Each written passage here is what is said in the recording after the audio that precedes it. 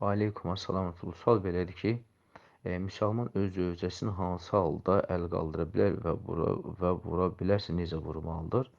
Ümumiyyətlə zövcəni vurmaq məsələsi ən axırıncı, yəni etapdır, ən axırıncı mərhələdir.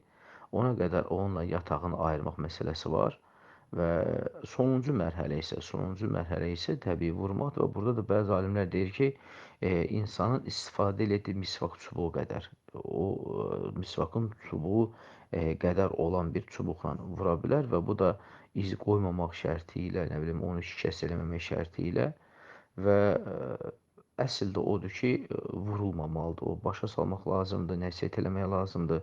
Yəni Peyğəmbər sallallahu əleyhi və səlləm buyurur ki, qadınlar kişilərin əyri qabırğasından xəlq olunub. Əgər siz istəsəniz ki, onu vurub düzəldəsiniz, siz onu vurub düzəltməzsiniz, vurub sındıra bilərsiniz. Amma deyir qoy onlar öz əyriliklərində qalsınlar və siz də onlardan istifadə edin. Ona görə vurulmaq məsələsinə ümumiyyətlə dərhal getmək lazım deyil. Yəni ona qədər mərhələlər çoxdur.